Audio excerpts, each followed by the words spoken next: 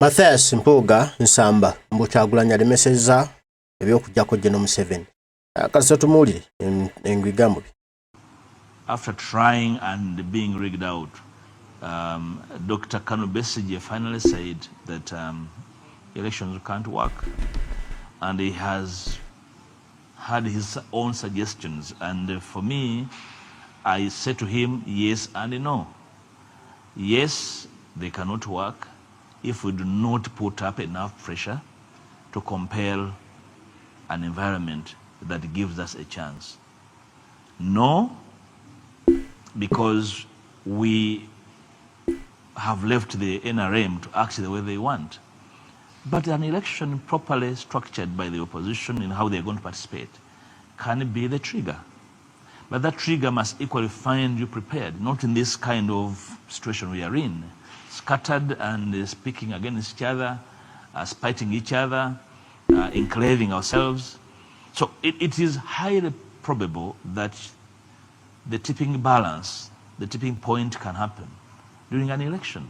But that must find an equally organized opposition, an equally participatory civil society, a population well mentored into their duty as citizens. Kambuze, Mukuru Matthias Mpuuga nsamba ono abadde leader of opposition for 3 years. Abadde kati bamuwa commissioner bwe yalemerako. Bulijjo ali mu opposition for almost 20 years. Nakyagulanyi tabiriimu. Kyekyabalema okukwatagana. Kyekyabalema okukolawo ekyo ekijjako General Museveni. Kyekyabagana okuba organized. Okitegedde? Alyoka agamba olwaliro mu opposition teri organized.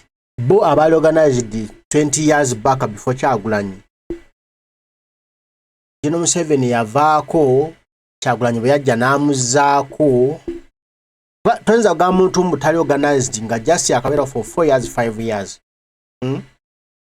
Nga era tali organized oluvannyuma lw'okugoba akiyita backbiting nga mwogera ku bannammwe ye olw'okugamba amazima nti bulijjo mutulimba nga mulya ne Museveni gwe ne bakuwa obukadde 5 nga wakamala emyezi 5 mu yafeesi ne bagamba bakusiima okoze bulungi nnyo emirimu n'ekyo kirina okuweesa sseeye kirina okuweesa akasiimo nga Joel Ssennyonyi Lop tagenda mu mwaka kale mwaka gumu n'ekintu gwe akamalawo nga tasiimibwanga bannange nga Joel akoze ebisaana okusiimibwa ekyo Mpuuga akiyita kwogera muba mwogerayogerako ebitagwanire era tebali organize nsonga lwaki General Museveni mutagenda kuvaako. Njagala owulire wano bamubuuza ekibuuzo ku bintu ebyabadde e Kawempe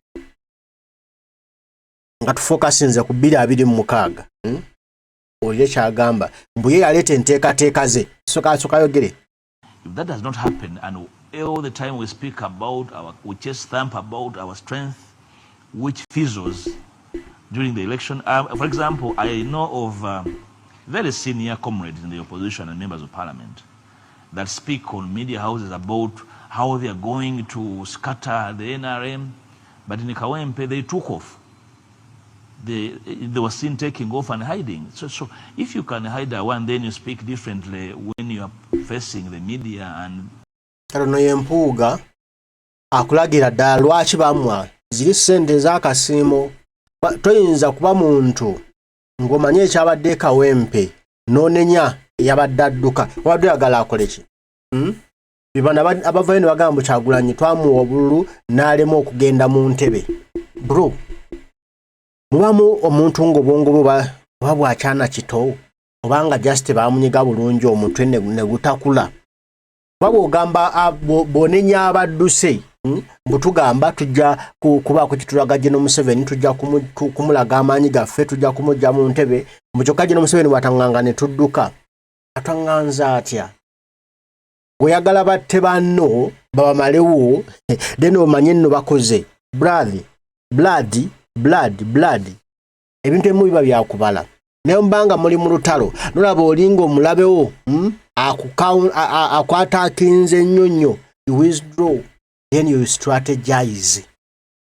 Okitegedde bikkirizibwa so togenda woloselo ne babatta ne bamalawo n'ogamba ye twalwanye ne twafudde twaweddewo oba otegeera kati Mpuuga byalimu mbw abadduse Kawempe nga jati Amaze poliisi bikifeesi biba atakinze mbuno baali tebalina kudduka baade balina kubeerawo.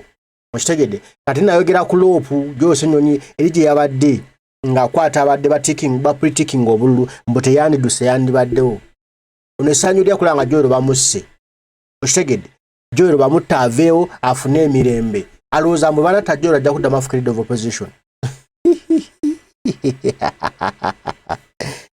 Kale abantu amunze olumu banneewuunyisa endowooza yaabwe engeri bo gye balowoozaamu n'engeri gye banalayizingamu embeera. Gwe toyinza kubanga olowooleza banno just babatte then gofune essanyu olwo okomanye nno balwana. Okufa tekikuteesera nno olwanya ennyo. Leka omuntu afe nga kizze lwa butanwa. Okitegedde nga kizze lwa butanwa nga kibe tekyebeereka n'afa oba nattibwa. Ne bwe omuntu wabanga alina waazi y'okwetaasa obutattibwa leka yeetaase then account attacking after kwetaasa. Kati Mpuuga ye ali mu kunenya abeetaasizza. Okitegedde naye ate ne bafuna wiini. Ye badde ayagala muleme kwetaasa babatte ne wiini baleme okujjayo olwagambe twabagamba Kyagulanyi takyalina maanyi. Naye kati ekyakoleddwa kimuluma. Kati enfo ky'okunenya ki eyakoze obuvune ku bantu wabula anenya abo abadduse nga bakoleddwako obuvune. Be bakulembeze be mulina. Be baweebwa akasiimo nga basiimibwa nti bakola bulungi. The gullible masses, then you have a problem. You are delusional. That's what they call being delusional.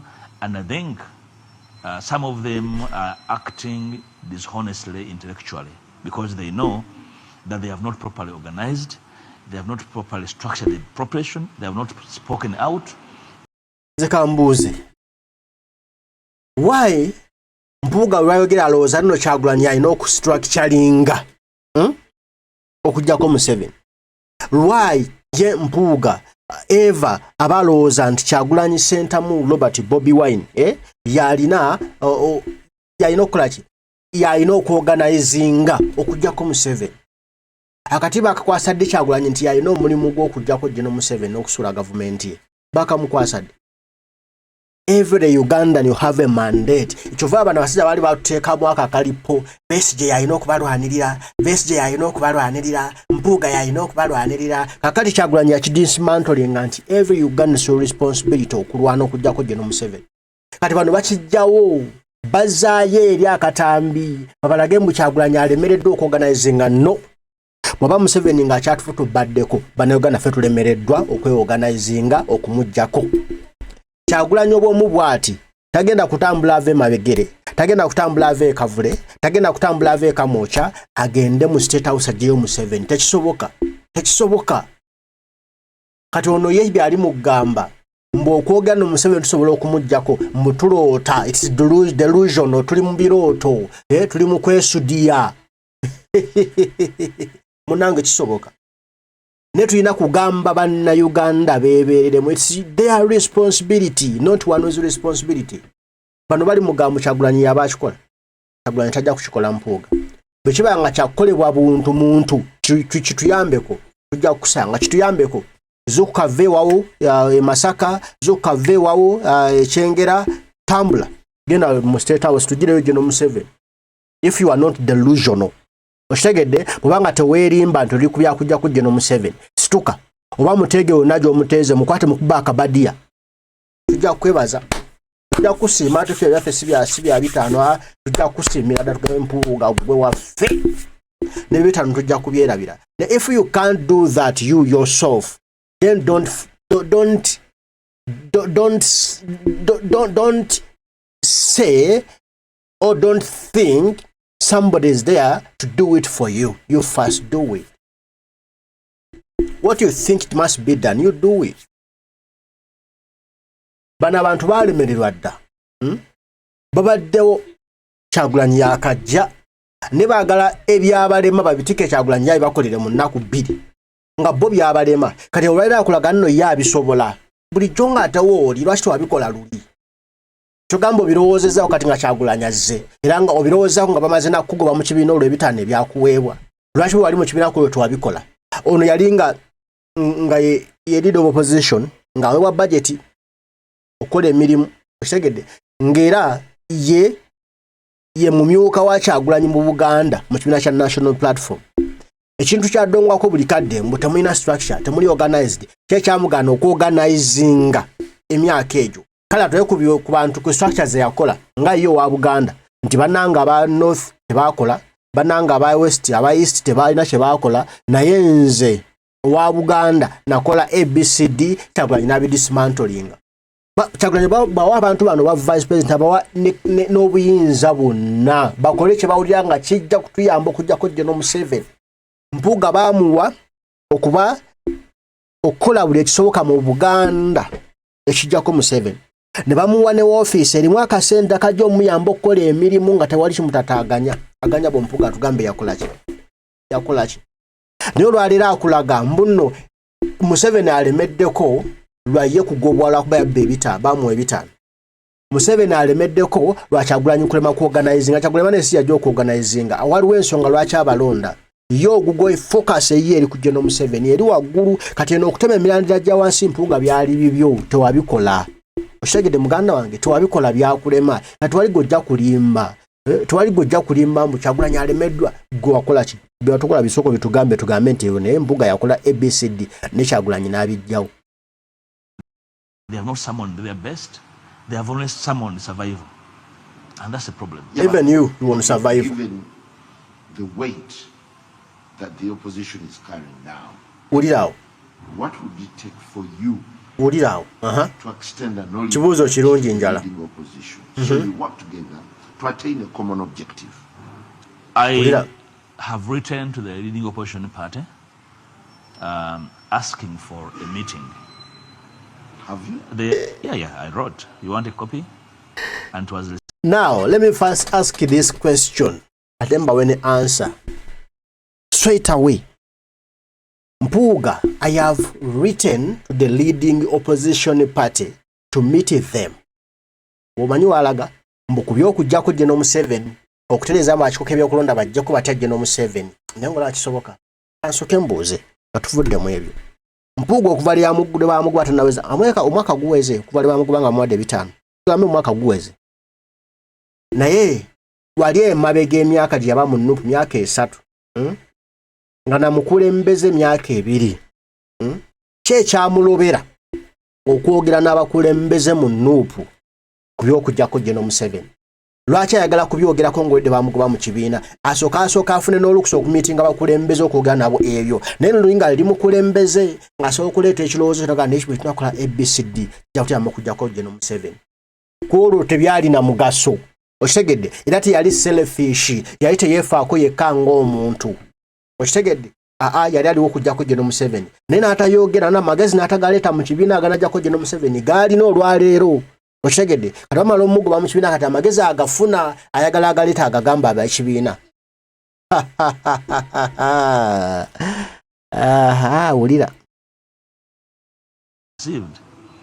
I have not received a reply, but I saw their Secretary General spiting me personally, and I thought that the gentleman either is gullible or deliberately does not know what is at stake, and I cannot blame him. But so what like I said, meeting? No, I was requesting for a meeting to do speak what? about a number of issues Like that relate to the coming general elections, including reforms, the transition, and so many other issues. And I have spoken to a number of parties. You are longing to meet the NUP leadership. Longing would mean that I'm desperate. Yeah, you are desperate. You are desperate. But it's a duty for me. Matthias, you are just desperate. You want that photo opportunity again with the Kyagulanyi Center Robert Bobi Wine to make the people or the voters think maybe you are at par with the Kyagulanyi and the NUP. That's what you want. Only that, but nothing beyond that. Nothing.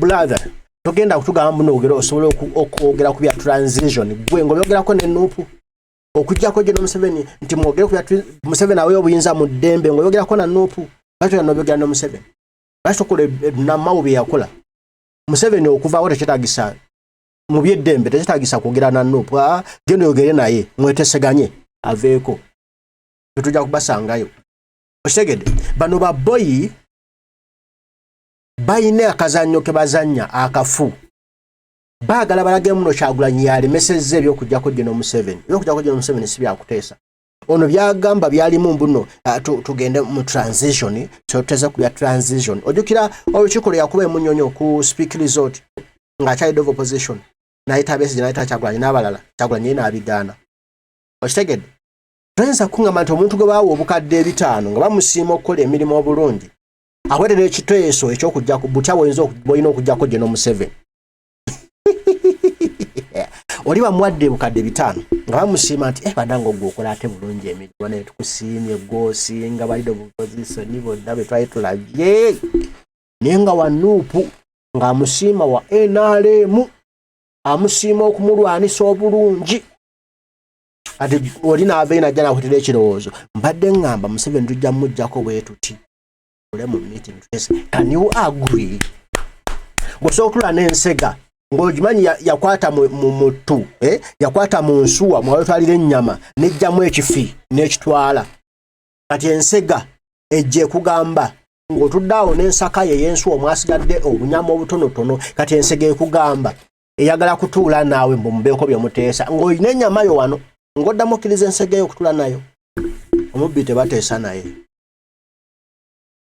to reach out to it's a no-brainer if you're serious about politics and you really understand where we are then it only follows that you need to speak to whoever matters regardless of what they hold against you or what they feel about you because what they feel about me does not change what needs to be done. It's as simple as that. Now what you feel now if what we feel about you does not change what must be done, why don't you do it? Why don't you do it? Bro. Ebyokujjako Museveni tebyetaagisa ddoboozi lya Kyagulanyi nti Mpuuga ajje then Kyagulanyi agatteko. If you know what you're doing is right, you just do it. Just do it. Kyagulanyi atugamba nti gwe buli muntu gy'oli kola buli ky'osobodde wansi w'obwongo bwo wansi w'amaanyi go kasita kibanga kijjako gye Museveni bw'ato Kyagulanyi bw'atugamba gwe kola ky'owulira nga kijja kumujjako kijja kujjawo gavumenti gwe kikole ati Mpuuga ayagala Kyagulanyi asukamu olukusa nti kola ekyo kijjako Museveni edda ssebo aliza okutalajja n'akuba amagi kasooke nkugambe okyanga ebina by'obufuzi bibeerawo wano e Uganda tutanga sekretary general nga Luisi Rubongoya omusajja wanjawulo nnyo kwamanyi emirimu gya sekretary general gyemiki era agikoze bulungi noona akimanyi naye nga balaba omuntu omulungi bagezaako okumufeebya ekitagenda kusoboka Mathias tekijja kusoboka muganda wange mugira mulya byammwe ne General Museveni naye ebyokukwambaza Kyagulanyi enziro kano kakudde kaaliko mbere ne Kyagulanyi bagambe ebyo 5 byavuddewo anti naye azirya kati abantu babe nekyo ne Kyagulanyi yasonye atya Mpuuga abantu beebuuza ebibuuzo sente Mpuuga yazizizaayo Mpuuga yeetonze nga twali babiri abantu bayeetonze wa sente azizizaayo naye batandika okuyisa mu Kyagulanyi ono naye alabika naye akati alya mu lulimi ne mu luyise tetwesembereza musota tetugeza ne twesembereza omubbi. Passionate about me cannot change the fact that you have not done enough. What you feel about me cannot change the fact that a lot is to be done. Do you genuinely feel you want to meet no leadership? Photo. I look for photo. I have met Gemma, I have met FDC, I have met PPP, I have met all sorts of people. Oh, it's some bit of casual flattery. Yeah, it's just casual. I have never been casual in my work in public space. I will never be casual because I understand the gravity of the duty. I appreciate the enormity of the task. And I also know role play I also know that nobody has summoned enough capacity to act alone.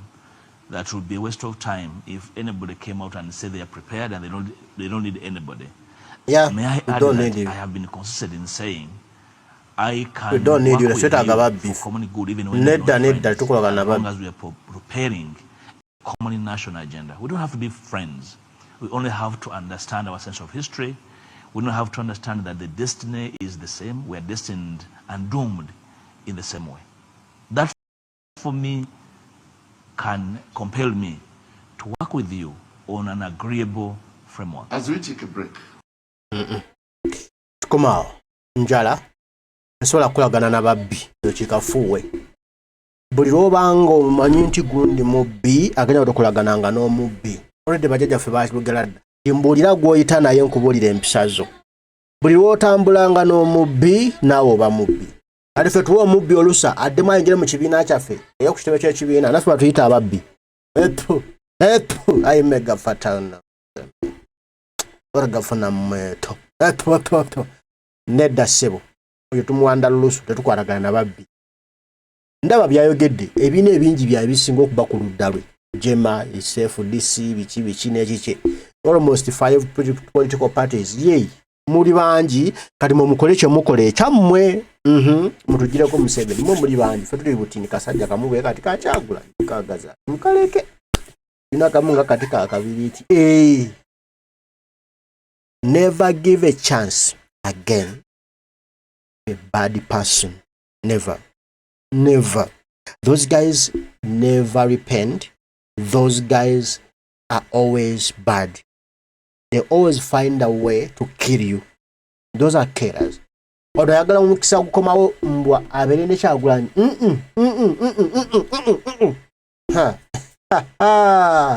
Ekijja kusoboka kyekafuwe kizira nokutta ki.